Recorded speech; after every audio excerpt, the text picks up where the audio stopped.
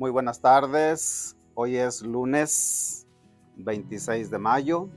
Estamos todavía en el tiempo de la Pascua y hemos venido escuchando en la primera lectura de la misa de cada día textos del libro de los Hechos de los Apóstoles. Ya lo había comentado con anterioridad. Hoy quiero compartir este texto de la misa de hoy. Narra lo que acontece en el segundo viaje misionero de San Pablo. En este segundo viaje hay alguna diferencia entre Pablo y Bernabé, porque en el primer viaje se habían llevado de acompañante a un Juan Marcos, que ya después de haber recorrido cierta distancia se regresó y ya no quiso seguir adelante. Y en este segundo viaje dice Bernabé, vamos a llevarlo otra vez. Y dice Pablo, no, ya no lo llevamos, porque luego se nos echa para atrás. Y estaban ahí en que sí, en que no. Finalmente, después de haber discutido, son hombres de fe. Hay diferencias en la manera de llevar adelante las cosas, pero tienen un mismo fin. En el corazón llevan a Jesús y quieren mostrarlo a los demás. Y resuelven esta situación. Bernabé toma a Juan Marcos y se va para Chipre, y Pablo toma por compañero a Silas. Con Silas hace un recorrido por tierra y llega hasta las ciudades donde había estado Pablo en su primer viaje. Solamente que en el primer viaje primeramente llegan a Antioquía, Iconio, Listra y Derbe, y ahora van a tomar esos lugares a donde ya había pasado, pero a la inversa. Primero Derbe, luego Listra, luego Iconio, luego Antioquía. Pues resulta que al llegar ahí a una de esas tres ciudades, de una de esas 4 ciudades, en Listra, ahí en el primer viaje Pablo había sido apedreado. Lo dejaron tan mal que dice el texto que lo sacaron arrastrando de la ciudad pensando que había muerto. Pero luego los discípulos, los amigos lo recogen, lo hacen que se recupere y siguen adelante. Bueno, pues en esa ciudad Listra, ahora en esta segunda ocasión a la que Pablo llega, ahí se encuentra a un personaje muy interesante, un joven llamado Timoteo, que pues se hace bautizar Timoteo, y Pablo decide invitarlo para acompañarlo en ese viaje. Entonces ya el grupo se compone de 3 personas, un equipo misionero de 3 personas, Pablo, Silas y Timoteo.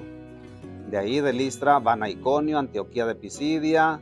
Luego siguen adelante, el Espíritu Santo les impide llegar a ciertas regiones, Misia y Bitinia. Estamos hablando de toda una área de un país que actualmente es Turquía. El Espíritu Santo les prohíbe llegar a esas regiones y así es como llegan hasta un lugar llamado Troade. Ahí sucede algo interesante. El relato de los Hechos de los Apóstoles da a entender que ahí se une alguien más a este equipo. Como es Lucas el que escribe el libro de los Hechos de los Apóstoles, la narración de estos acontecimientos a partir de la llegada a Troade, el autor empieza a decir, de ahí zarpamos por el mar, viajamos a Samotracia. Entonces ahí el autor se incluye, parece ser que Lucas ahí se integra al equipo. Ahora es Pablo, Silas, Timoteo y Lucas. Entonces ahí en Troade toman el barco, hacen escala en una isla, Samotracia, ahí duermen, al día siguiente llegan a tierras continentales de Europa, concretamente en el país de actualmente Grecia. Llegan a Neápolis y de ahí se trasladan a Filipos. En Filipos, ahí acontece el texto que estamos escuchando el día de hoy. Dice que en Filipos salimos el sábado, dice ahí, de la ciudad y nos fuimos a la orilla del río hasta un sitio donde solían tenerse reuniones de oración. Como era sábado, seguramente eran judíos que vivían en ese lugar y se reunían como era costumbre hacerlo en las sinagogas. Pero como aquí dice que se reúnen en un río, probablemente el número de judíos era muy reducido y pues no tenían todavía instituida una sinagoga formalmente. Se reunían en el río para hacer oración. Y dice el texto ahí, nos sentamos y trabamos conversación con las mujeres que habían acudido. Entre las que nos escuchaban había una mujer llamada Lidia. Resulta que Lidia era una mujer comerciante, compraba, vendía telas de púrpura. Eran telas muy finas en aquella época y hasta la fecha. Y dice ahí, el Señor tocó el corazón para que aceptara el mensaje de Pablo. Después de recibir el bautismo, junto con toda su familia, nos hizo esta súplica. Fíjense cómo ella es la primera persona en Europa en recibir el Evangelio, el anuncio de Jesucristo. Podríamos decir que es ella la que abre su corazón al Señor como persona, como familia y como también representante de todo un continente que habría de ser evangelizado. Aquí es en donde yo quisiera compartir con ustedes mi admiración por el papel que las mujeres desempeñan en la obra de la evangelización de la iglesia. Vemos primeramente cómo una mujer fue quien abrió su corazón a la voluntad de Dios para recibir al Verbo en sus entrañas, María Santísima, la primera evangelizada y evangelizadora.